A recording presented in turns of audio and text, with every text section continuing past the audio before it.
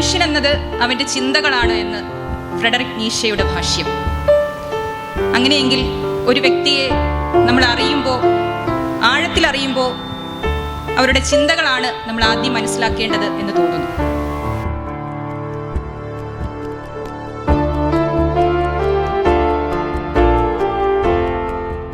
കണ്ണുകളുടെ നഷ്ടപ്പെട്ട തിളക്കവും പുഞ്ചിരിയുടെ സൗന്ദര്യവും വാക്കുകളുടെ ഗരിമയും ഗുരുത്വവും തിരികെ നിക്ഷേപിക്കാൻ അത് കാരണമാകട്ടെ.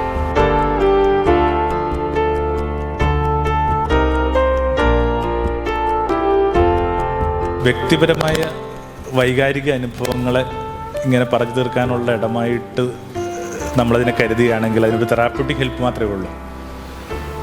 നമുക്കൊരു കളക്റ്റീവായിട്ട് ഒരു പൊളിറ്റിക്കൽ, ഒരു സോഷ്യൽ ടൂളായിട്ട് ഇതിനെ ഉപയോഗപ്പെടുത്തിയാൽ നല്ലതായിരിക്കും എന്നുള്ള എൻ്റെ ഒരു.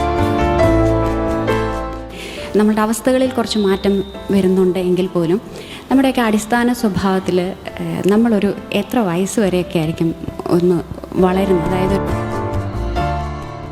എനിക്കെപ്പോഴും തോന്നിയിട്ടുള്ളൊരു ചോദ്യമാണ്, നമ്മുടെ രൂപപ്പെടുത്തലുകളിൽ അല്ലെങ്കിൽ നമ്മളാകുന്നതിൽ നമ്മളുടെ ഒരു എക്സിസ്റ്റൻസിൽ ഒരുപാട് കോൺട്രിബ്യൂട്ട് ചെയ്യുന്ന ഒരു ഫിഗറായിട്ട് അമ്മയെ കാണാറുണ്ട്. Pain is inevitable, to suffer or not is optional എന്ന് പറയുന്ന സംഭവം ഉണ്ടല്ലേ.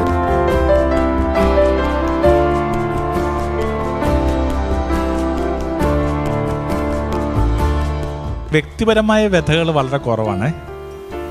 അയാൾ റെപ്രസെൻ്റ് ചെയ്യുന്നൊരു സമൂഹത്തിൻ്റെ സ്വഭാവ തലവരെയൊക്കെയാണ് അയാൾ പറയാനായിട്ട് ശ്രമിക്കുന്നത്.